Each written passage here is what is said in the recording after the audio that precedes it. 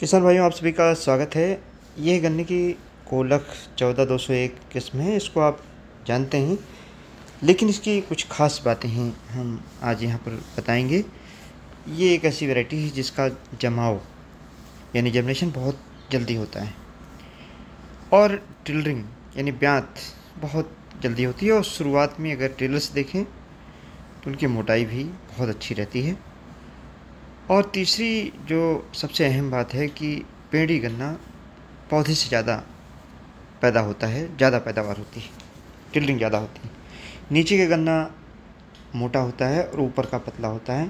नीचे की पोर यानी गांठें नज़दीक होती हैं, ऊपर की थोड़ी दूर दूर होती हैं। ये इसके करैक्टर की बात है। और जो हम गन्ने के उपज के लिहाज से देखें, चूँकि गन्ने की संख्या ज़्यादा है और पर स्टिक वेट ज़्यादा है, गन्ना अंदर से पूरा ठोस है, यानी गन्ने का वज़न काफ़ी ज़्यादा है।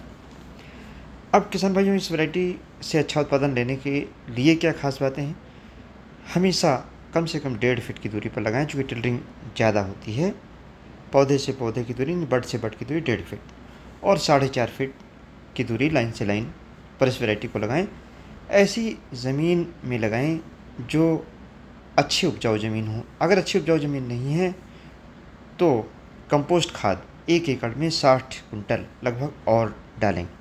इसी के साथ में जो फर्टिलाइज़र का डोज है उसको 25% यानी 25% ज़्यादा इस वैरायटी में अगर आप प्रयोग करते हैं तो इसका उत्पादन 118 और 238 जैसी वैरायटियों के बराबर मिल जाएगा। किसान भाई, यहाँ हमने दिखाया है कि एक क्लब में 12 टिलर 13 टिलर तक आ गए हैं और साथ ही में टिलर्स की मोटाई बहुत अच्छी है। इस वैरायटी में लॉजिंग नहीं होती है।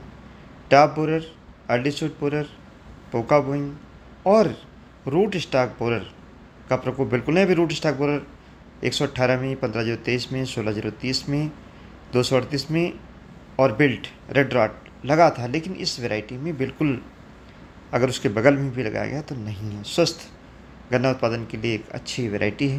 पेड़ी गन्ना मल्टी राइट विनिंग वैरायटी कई बार लिया जा सकता है। धन्यवाद। जय हिंद, जय भारत।